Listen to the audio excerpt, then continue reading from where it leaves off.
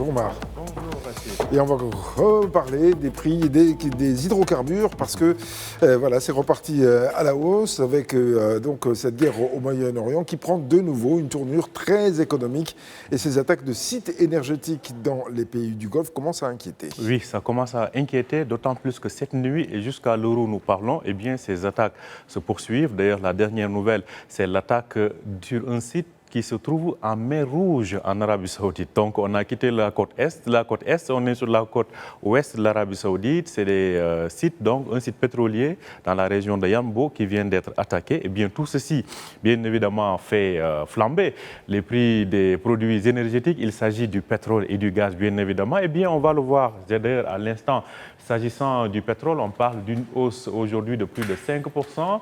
Avec des cours qui tournent autour de 113, 114 $ ce jeudi matin. Pour ce qui est du gaz aussi, il y a eu une hausse actuellement de 35% du gaz donc pour le gaz européen.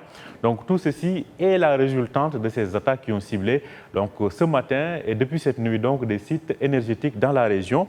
C'est dire qu'on est en train de plonger le monde dans une véritable guerre économique actuellement. On voit comment ces répercussions se font sentir non seulement sur les cours mondiaux de ces matières-là, mais dans plusieurs pays. On prend des mesures, entre guillemets, d'austérité par rapport à l'utilisation du pétrole, des produits énergétiques. Donc, c'est le cas dans de nombreux pays. Et actuellement, en tout cas, la situation est très enflammée, Rachid. Voilà, et ça continue de monter pour le pétrole, puisque là, on est à l'instant à 115 $. Donc, ça continue encore une fois de progresser. Une tournure qui ne laisse pas les bourses indifférentes, bien entendu, ce jeudi.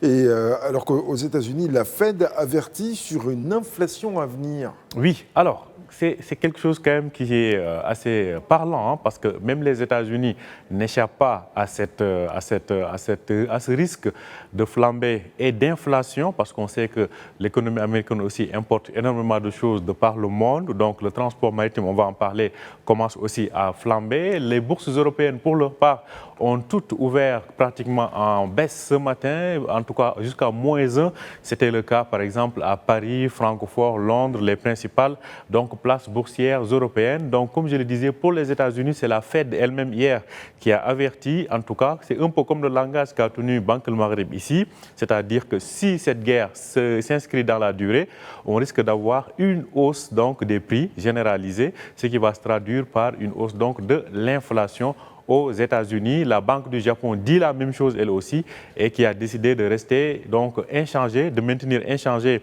son taux directeur, comme le cas de la Banque de Suisse. Donc ce matin, il faut dire que les banques centrales préfèrent être pour le moment prudentes par rapport à cette situation qui prévaut au Moyen-Orient. Oui, et encore une fois, Omar, les regards se tournent bien entendu vers le transport maritime en particulier, et avec des craintes de nouvelles flambées des prix. Eh bien, ceci va venir confirmer ce qu'on vient de dire, parce qu'on parle même des prix des carburants qui ont doublé pour le transport maritime. On dit bien qu'ils ont presque doublé.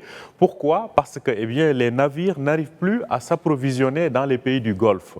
Les ports sont attaqués, les réserves ou bien les sites pétroliers sont attaqués. Donc ceci fait que les navires ont du mal non seulement à traverser le détroit d'Ormuz, mais aussi à pouvoir s'approvisionner en carburant, et ceci a provoqué presque un doublement des prix du transport du pétrole ou bien des carburants maritimes. Eh bien, quand on parle du doublement des carburants maritimes, c'est un message très inquiétant. Pourquoi? Parce que déjà, les navires contournent le continent africain. Ça fait qu'il y a 10 jours de plus.